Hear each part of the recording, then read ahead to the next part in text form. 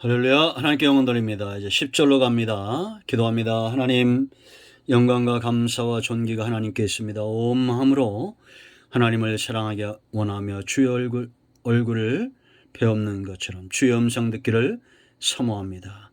출애굽기 4장의 말씀들을 열어주시고 종의 지혜와 능력으로 이 말씀의 깊은 것들을 깨달아 알려하지 않게 하시고 오직 하나님의 능력과 지혜를 의지하기를 원합니다. 하나님의 선하신 뜻을 온전히 분별하고 지금도 계속되고 있는 이 구속의 놀라운 역사 가운데 쓰임받는 은혜가 있게 하옵소서. 모세를 세우셨듯이 주의 백성들을 이 시대에도 세우시고 주님 오실 날이 멀지 않은 이러한 때에 무엇보다도 우리의 마음에 하나님께서 주신 귀한 사명, 소명이 불붙기를 원합니다. 수많은 사람들이 눈이 어두워지고 귀가 어두워져 지옥을 향해 가고 있음에도 깨닫지를 못하고 있습니다. 온 땅에 이단과 우상들이 판을 치고 있는 이러한 때 오직 복음과 말씀에 붙들림 받아 하나님의 열심으로 이 귀한 사명들을 감당케 하옵소서. 예수님의 이름으로 사모하며 축복하며 취하며 기도합니다. 아멘. 할렐루야. 성도에게 있어서 가장 중요한 것은 하나님이 함께 하신다는 믿음입니다. 이 믿음으로 우리는 세상을 이기고 대적들을 이기고 사단의 역사를 이기며 또한 우리에게 맡겨진 귀한 소명, 사명의 길을 감당할 수 있습니다. 이 믿음에 서도록 하나님은 믿을 수 있는 근거들을 계시하셔야 되고 나타내셔야 됩니다. 그것은 기적이고 표적이고 또한 말씀이며 다양한 것들이 있습니다. 온 땅에 하나님의 살아계심과 일하심을 보는 자만큼 복된 인생이 없고 사단은 그들을 두려워할 것이며 세상에 그들은 축복의 통로가 될 것입니다. 우리는 복음과 축복의 통로가 되기 위해서 기꺼이 하나님과 동행하는 삶을 살아야 될 줄로 믿습니다. 자, 이제 모세에게 기적을 통해서 1절로 9절에서 그가 의지했던 것들을 버리게 하시고 하나님을 의지하게 하시고 그의 가슴을 치유시키고 하나님이 생명의 원천인 애굽의 나일강을 칠 것을 그리하면 그들이 믿을 것을 주님이 모세에게 분명히 하셨다. 이렇게 하시는 이유는 내가 너와 함께함을 믿으라는 겁니다. 이럴 때 모세의 반응이 10절에 있습니다. 모세가 여호와께 아뢰되 오 주여 나는 본래 말을 잘하지 못하는 자니이다.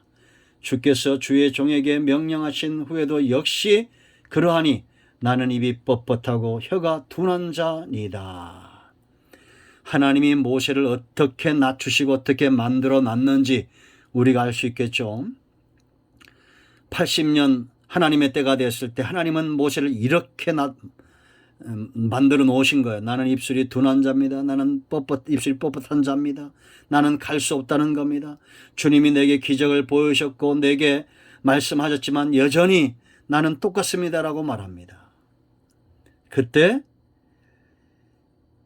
하나님이 하신 말씀이 있어요. 11절에 여호와께서 그에게 이르시되 누가 사람의 입을 지었느냐 누가 말 못하는 자나 못 듣는 자나 눈 밝은 자나 맹인이 되게 하였느냐 나 여호와가 아니냐.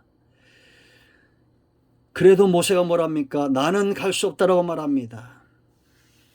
이제 가라 내가 네 입과 함께 있어 할 말을 가르치리라. 모세가 뭐랍니까? 13절에 주여 오 주여 보낼 만한 자를 보내소서. 이제 이럴 때 하나님께서 20절까지 또 27절 31절에 동역자들을 이야기합니다. 이런 동역자들도 한마디로 말하면 하나님이 함께 하시는 하나님의 뜻에 수종드는 자들이고 곧 그들 가운데 역사는 하나님, 그 사실을 보고 믿는 것이 굉장히 중요합니다.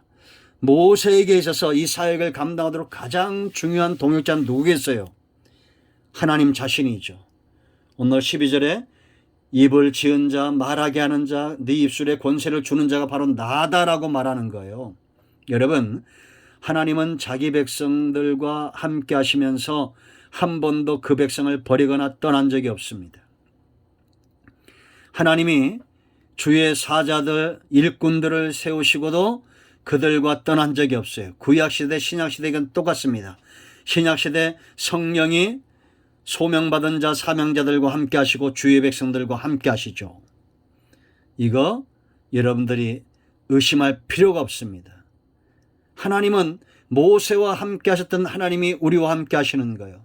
여러분, 다윗이 다윗의 능력으로 골리앗을 때려잡았습니까? 아니잖아요. 다니엘의 능력으로 사자굴 속에 들어갔어요? 사드락과 메삭과 아벳느고가 그들의 능력으로 불문불 속에 들어갔습니까? 아닙니다. 하나님이 그들과 함께 하신 겁니다. 하나님은 요셉이 구덩이 속에 들어갈 때도 함께 하셨고, 보디발의 집에서도 종으로 있을 때도 함께 하셨고, 보디발의 감옥에 갇힐 때도 함께 하셨습니다. 그가 이스라엘의 총리가 되었을 때만 함께 하신 게 아니에요. 항상 함께 하셨다. 그러므로 여러분, 저와 여러분의 최고의 동역자는 하나님이시다라는 것을 믿어 의심치 않기를 바랍니다. 구약시대 신약시대 똑같아요. 예수님이 제자들에게 승천하시면서 하신 약속이 뭡니까? 내가 너희를 떠나지 않고 너희를 버리지 않겠다. 약속한 보혜사를 보내시겠다라는 겁니다. 그 보혜사가 너희 가운데 오셔서 의에 대하여 심판에 대하여 돕겠다는 겁니다. 복음 전파를 돕는 분이 성령의 역사고, 구속의 역사를 완성해 가시는 분이 성령의 역사, 성령님의 이름입니다.